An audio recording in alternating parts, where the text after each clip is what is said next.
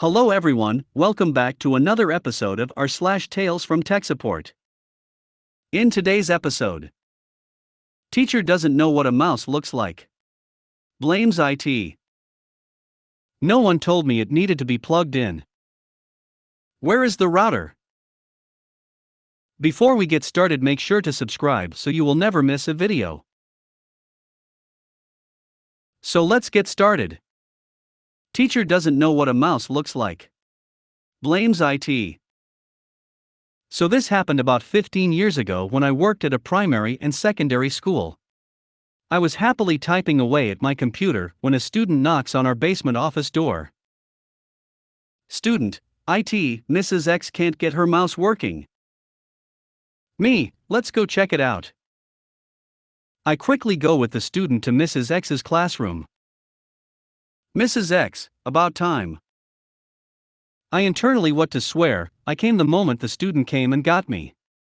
I try to just get to her desk to look at the issue. She has an Acer computer on her desk that is connected to a screen and projector. The mouse were wireless, so most likely it could just be the battery.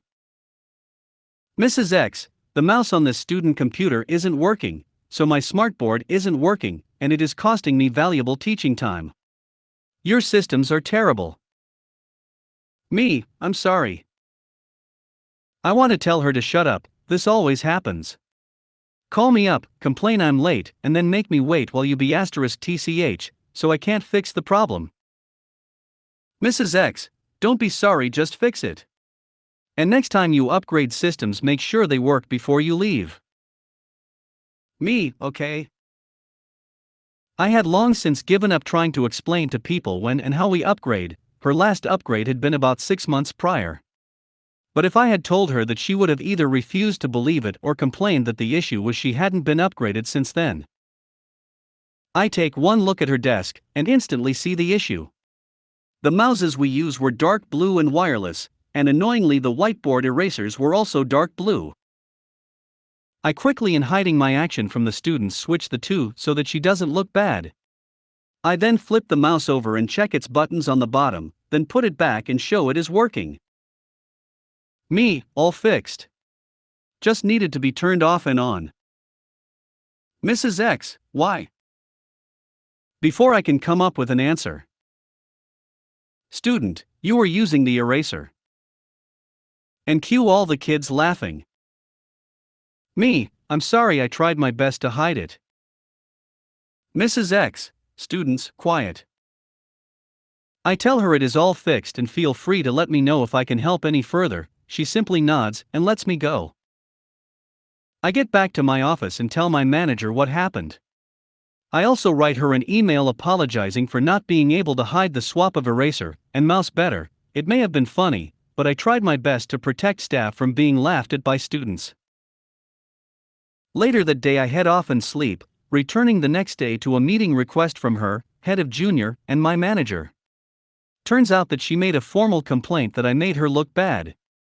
My manager tells me to refuse the meeting, and he will go in my place. I don't know what was said there, but my manager basically told me that she was complaining that I didn't just go and get a spare mouse to save her from looking bad. And that by doing what I did, I undermined her ability in the classroom, and had ruined her credibility with the students and parents. She was furious that my manager had stopped me coming, though he counted it all. Stating to her and the head of junior that blaming IT for stupid mistakes won't be tolerated. And that if she wants, he will happily take her complaint to the principal, though will make it clear that I had done my best to hide her stupidity. She dropped the complaint and was friendly to me from then on. Though I could tell she didn't like me. I'd put money on the kids knew before you swapped it. The kids likely learned not to correct the teacher before the incident. Or the kids swapped it. I had someone complain that the camera on their laptop had stopped working, and since they had 2 to 3 long Zoom calls a day, it was quite important. Connect remotely and all the device diagnostics come back as okay. They had been involved with a group of youths the day before, and one of them thought it would be fun to slide the physical shutter over the camera lens. I did not know it had that feature, TM, was their reply. They had had the laptop in daily use for over 12 months. I work in private military security as a tech. We supervised software, hardware, servers, OS, notebooks plus devices, install and map networks for security cams, access controls, smart buildings connectivity etc. pp. Retired to advisory position. We have mandatory psych eval before and every week up to every 6 weeks, given their job, and if someone doesn't meet the quota or is unstable we either assist or don't hire. If a mental health degrades during employment we offer assistance and programs. Why explain all of this in your situation?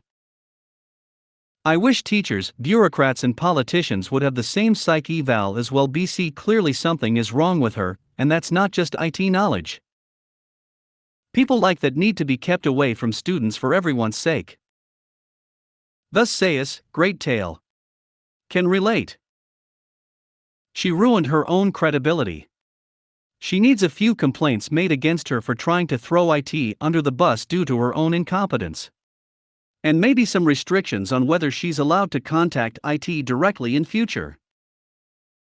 If I had seen this as a student, my respect for her would crumble. This could have been an opportunity to demonstrate respect, humility, and kindness. She failed the assignment. One thing I learned decades ago: never tell a customer, retail, office or otherwise, their customers, you are sorry for something you didn't cause. Hell, don't tell anyone that. All it does is reinforce in their fantasy that you are the cause of their problem. Be accurate. Be direct. It's not being rude. And it will make your life better. This advice gets you far. Hopefully you don't take sh*t like that daily. I would have reported the teacher for unprofessional behavior long before the eraser was found. Helping people takes its toll, and ungrateful people like this teacher don't need helping. If they are so incompetent at computers that they would use a whiteboard eraser as a mouse and blame others for it, imagine what an educational disservice they are doing to those kids. 90% of the staff are nice. Some are bad, but all companies have bad users. I once accidentally got a job as IT support for a college. The teachers were some of the meanest and most spiteful people I've ever met. Yep. I work at a K-8. Last week a teacher yelled at and harassed me repeatedly to assist her and continued doing so as I explained that as soon as she put in a ticket I could assist her. I ended up escaping to the server room to cry LOL. Like, I don't make the F**king rules, I just have to enforce procedure. Some are yes. My current job, in a different school, is ops manager and head of customer service. Help desk report to me. I make sure that staff who treat my team like this woman did get in trouble. If she's petrified that this is going to ruin her authority, she really has none to begin with. She should have just laughed it off and moved on. Also, it displays to the kids that making mistakes isn't okay. That'll make them reluctant to ask for help, and they'll be more likely to try to hide something if they mess up, instead of admitting it. When something like this happens, you turn to your audience and smile, then ask if anyone spotted it, followed by asking them to point out any other obvious mistakes. I think I would have been more petty, and used this as a teaching moment to explain to the students that the mouse and the whiteboard eraser are not interchangeable. I used to do IT for a high school, and incompetent teachers are one of my pet hates. This here. Just like she educated her students, she needs to be educated. OP, next time please don't you dare apologize for something you didn't do. Teach her a lesson and put her in her place. Honestly, good on you for even bothering to try and cover for her. I feel like I wouldn't have even thought of trying to do that, I'd have just fixed the problem and gone. Also, big kudos to your manager for having your back there too.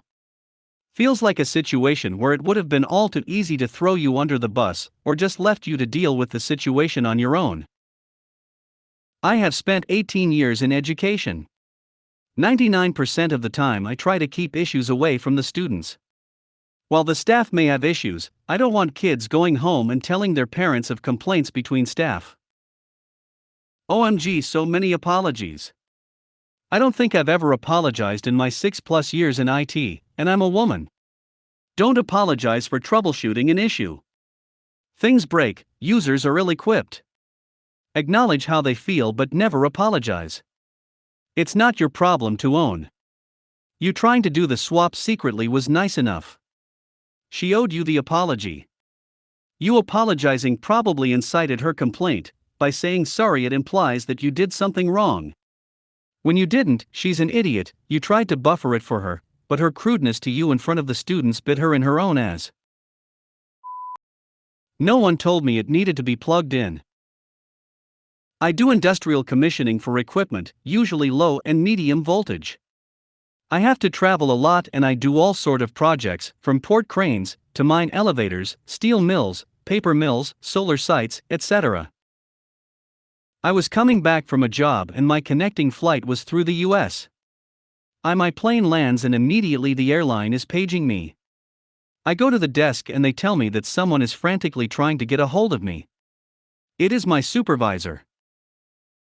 He needs me to get on a different plane.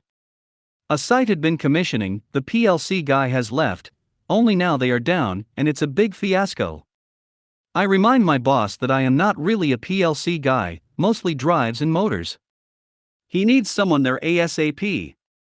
So I go to at least figure out what the problem actually is.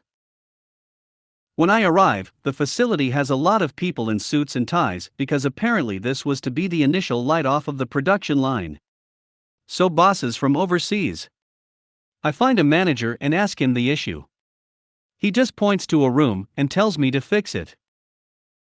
So I walk to the room and find the PLC rack. The power supply to it is disconnected. Just laying there on the bottom of the panel. So I find the breaker and turn it off.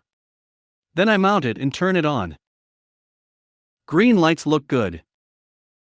Walk out and ask them to try it. System works. People very happy. The one manager comes to me and asks me how I fixed it. I plugged it in. That's it? Well, I'm not paying you for 5 minutes of work. Of course not. You owe me travel time as well. I never got a straight answer as to who disconnected the power supply. I offered and gave some free training to a couple of technicians to try and prevent this from happening again. Turns out they had a computer, but no one knew how to get into it or use the program, so I spent a few hours helping those folks out. How to refer to drawings, the overall protection scheme and whatnot, but it was not prepared, and I was figuring out stuff as I went. I contacted my boss and explained how little the techs know, and they need help, to which he replied the end user refuses to pay for training. So technically I should not have done any sort of training, but at the end of the day, these techs were stuck on an island. Very nice and respectful to me because they were not stupid. They realized just how clueless they were. Their boss though, he made it very clear I was never to be back there again. I'm sure his replacement will have a much better attitude about paying for training once it all blows up. I'm his face. Why are you his face? Winky face. Has it blown off yet? What does it feel to be someone else's face? Their boss though, he made it very clear I was never to be back there again. How dare you fix our problem quickly and in a simple way which doesn't have additional costs or risks? Never return here again. It's weird how some people don't respect a solution unless it required substantial effort on the part of the expert. Itemized bill, $25 for tapping it with a hammer, for $1,000 for knowing where to tap. It's from a story about a maintenance man who retired and was called back to fix a problem. In my dreams, I probably would have unplugged the power supply and walked out with it. Okay, I'll fix the problem when I'm allowed back on property. Those pennies are not gonna save themselves. And the next time they need vendor support, from a vendor they demanded an emergency dispatch from, but then didn't want to pay, you gotta wonder what the response time is going to be. And it certainly will include the pay transport and minimum call upfront clause.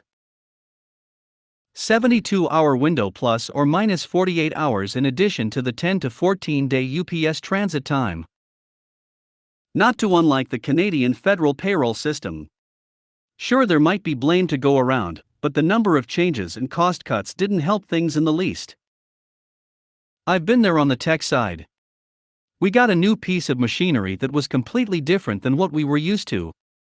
I like to think we were pretty good technicians, but it was all foreign to us. In more ways than one, the PLCs were all labeled in Italian.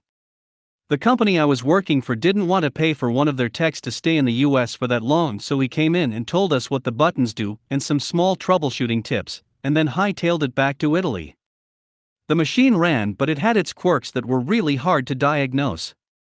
I spent quite a bit of time on Google Translate trying to figure out all the inputs and outputs. Was a mess. All I'm saying is I'm sure those techs you trained up as much as you could really appreciated it. The end user refuses to pay for training. My blood ran cold. My memory had not been sold. You're right. You're not paying me for 5 minutes of work. You're paying me for my expertise, and that's much more expensive. You're right. You're not paying me for 5 minutes of work. You're paying me for the 15 years of schooling and experience to know how to fix it in under 5 minutes. I have heard stories of techs who purposely go into a room and F***ck around with sh**t for several hours because they know the customer is a bastard, so they have to make it look like it was some difficult hard fix. It sounds like they hadn't heard about rule number 1. The 3 rules of tech support.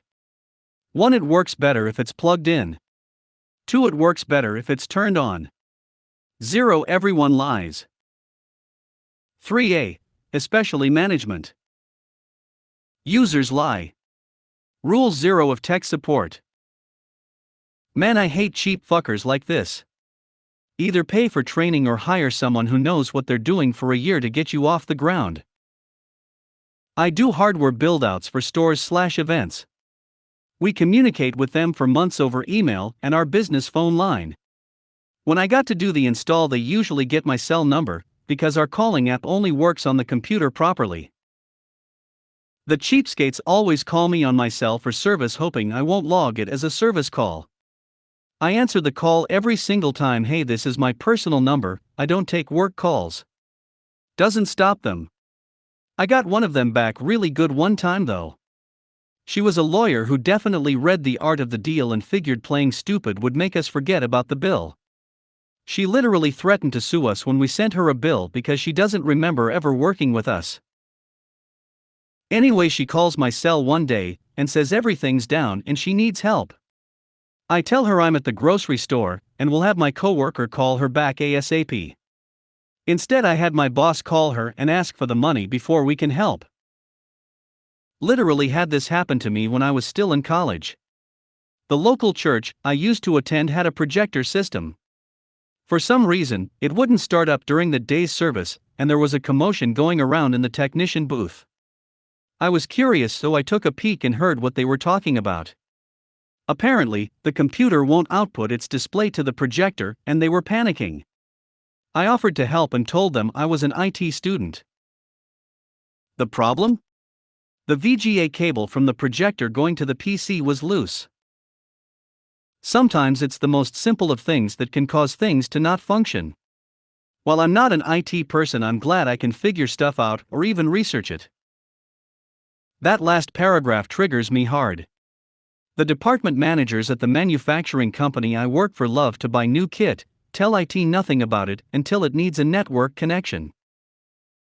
They moan about it for 2 to 3 weeks while we order a switch, etc., if needed, and schedule downtime in that area to let the contactors install the cables, etc.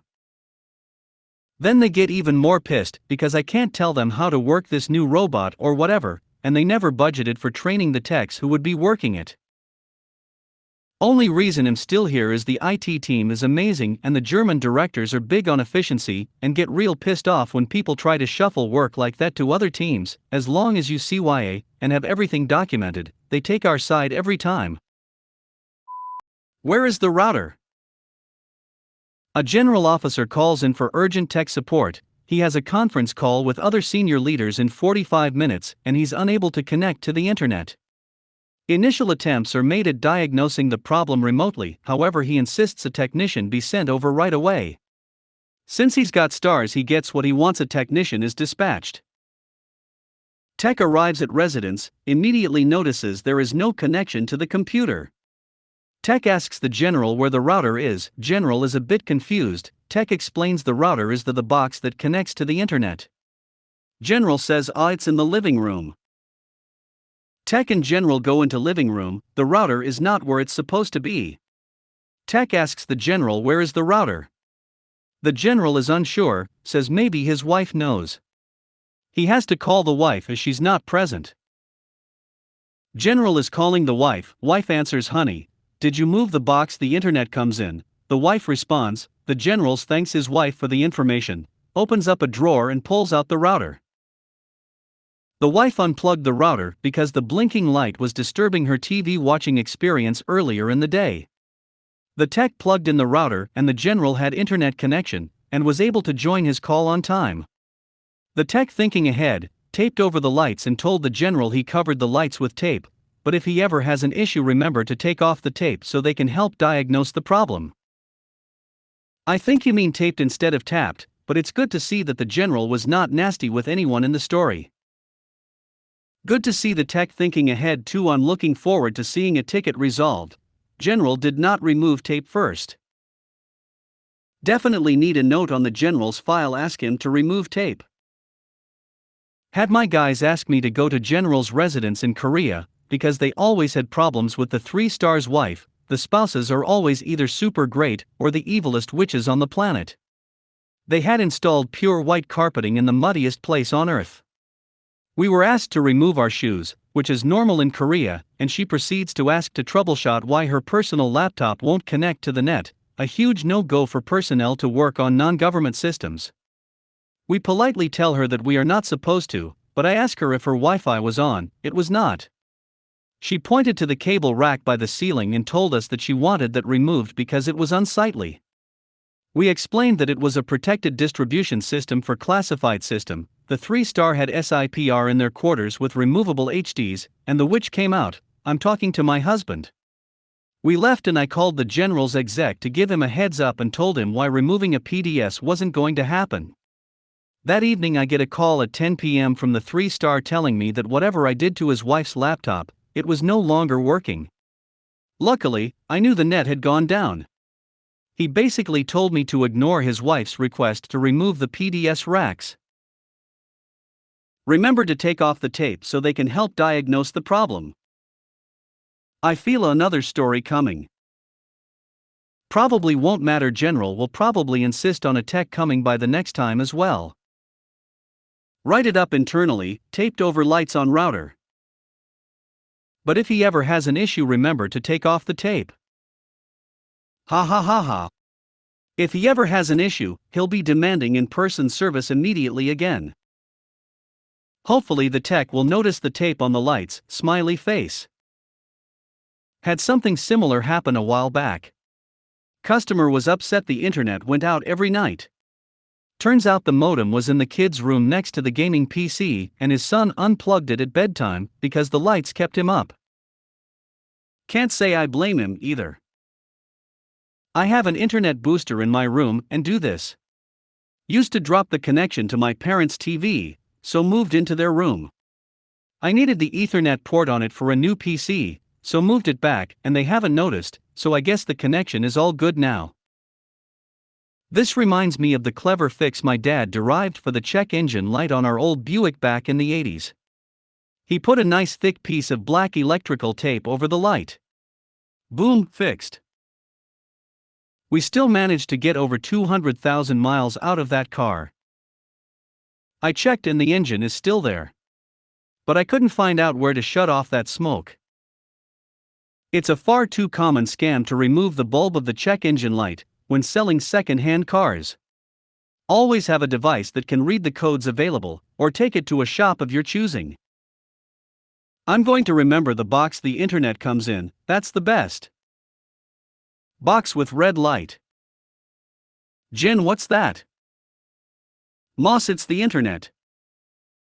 Honestly, speaking as a layperson, I'm well aware that I don't know the difference between modem and router, and that the box the internet comes in will probably give techs a better idea of what I'm talking about than if I try to say it correctly. Smiley face. The wife unplugged the router because the blinking light was disturbing her TV watching experience earlier in the day. I feel this completely. But my solution was to place the router behind my television stand. I'm also annoyed by my modem. As a tech, I get why there is some LEDs on it, but not why they're always on. A simple status button to check it could do the job.